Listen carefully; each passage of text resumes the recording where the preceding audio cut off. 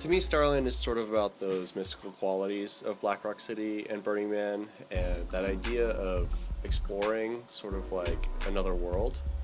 And that's sort of what going to Burning Man is like. It's like landing on the moon. It's like landing on another planet. I think Starland is basically all those LED lights and random colors and sounds and kind of propane flare-ups that you see in the night horizon.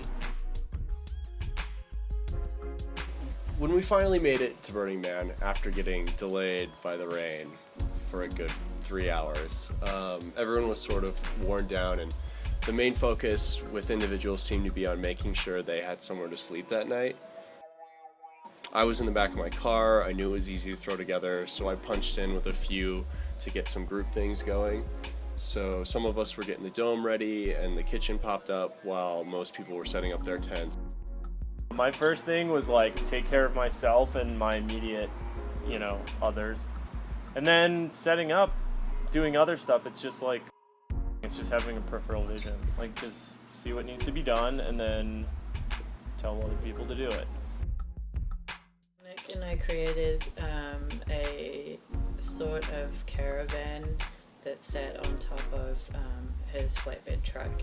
It was super nice to be out of the dust of the ground, but we definitely had each end open, which created a funnel sometimes with the wind, and I swear there was so much dust.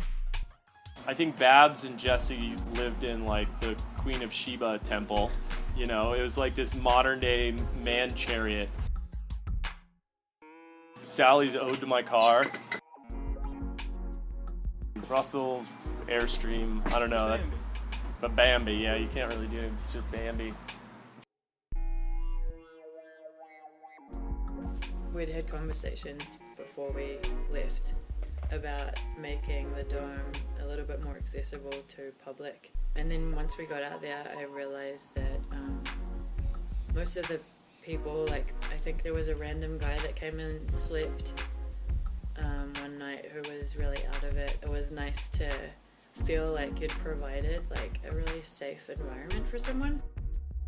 I liked that it was sort of adaptable to whatever you needed to do, and people could come in and feel comfortable, or we could clear things out to get stuff done. I liked wandering in late at night to seeing who was around and who was asleep and who was awake and whatnot. It was a really good feeling to know that you could put up a structure created totally from scratch.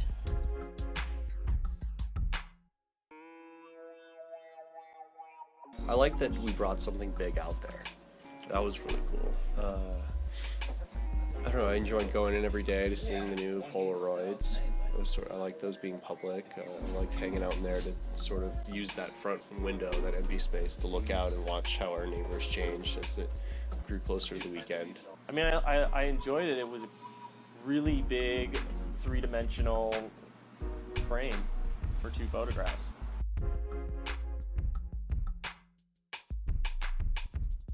I think our neighbors, in the quintessential sense, were good neighbors. I think they gave us goodies and we gave them goodies. And there was a communication. I mean, that's what they even say in the Burning Man thing. It's like, communicate with your neighbors. Bring them presents if you want them to turn down their music. They had a microphone, and the things that the main guy Thomas was saying, like the MC kind of guy, he was so smart and so positive. I feel like the takedown was seamless. I mean, I really, in my mind, had budgeted 5 hours on the campsite to tear stuff down. And I think everybody got up early, everyone was motivated, everybody seemed to know their role. I don't think there was too much orchestration that even needed to happen.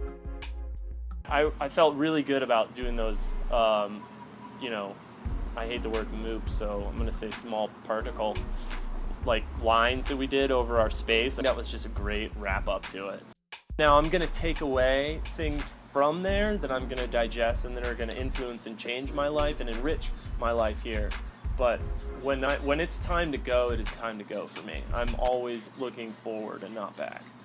I was done with Burning Man when I was driving out of there.